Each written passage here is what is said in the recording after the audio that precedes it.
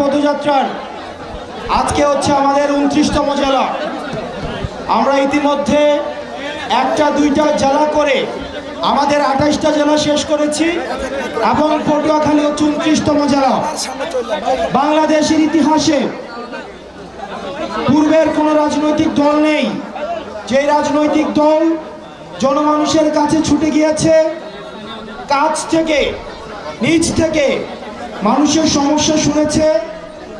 এমন কোনো উদাহরণ বাংলাদেশের কোনো রাজনৈতিক দলের প্রেক্ষাপটে নেই।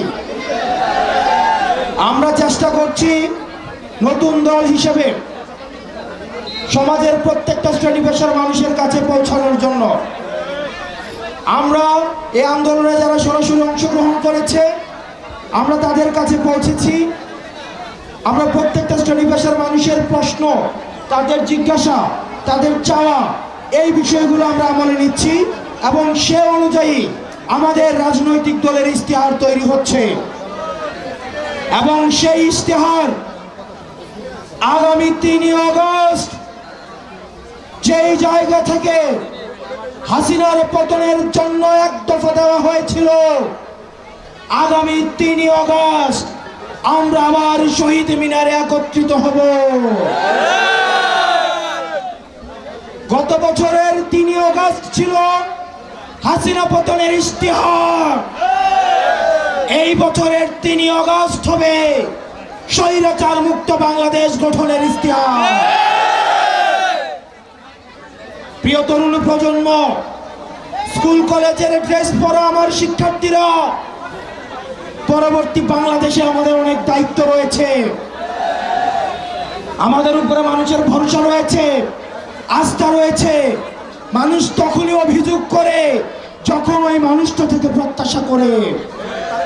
মানুষ আমাদেরকে নিয়ে অভিযোগ করে কারণ মানুষ আমাদের কাছ থেকে প্রত্যাশা করে।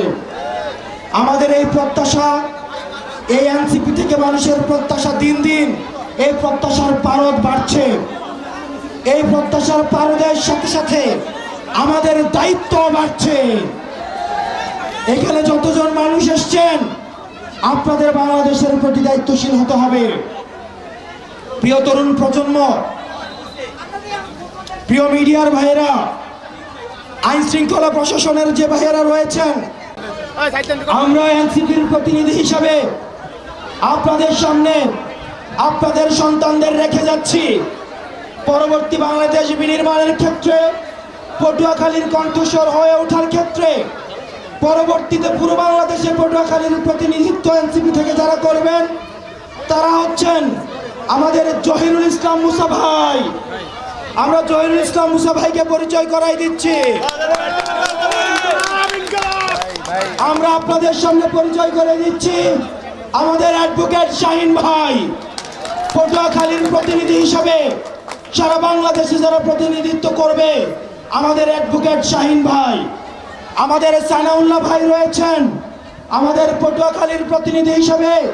আপনারা জানেন পটুয়াখালী হচ্ছে সবসময় আপনাদের হচ্ছে বিপ্লবের হচ্ছে পূর্ণভূমি। এই বিপ্লবের পূর্ণভূমি থেকে উঠে এসেছে আমাদের জোহান ভাই, আমাদের তামিম রয়েছে, আমাদের যুব শক্তির নেতৃবৃন্দ রয়েছে, বাকশাদের নেতৃবৃন্দ রয়েছে, আপনাদের তামিম রয়েছে। আমরা আপনাদের কাছে তাদেরকে আমানত হিসাবে তুলে দিয়ে গেলাম। তাদের হাতকে শক্তিশালী করার দায়িত্ব আপনাদের। তাদেরকে সমর্থন দিয়ে, পরামর্শ দিয়ে পটুয়াখালীর কণ্ঠস্বর হতে আপনারা তাদেরকে সমর্থন যোগাবেন।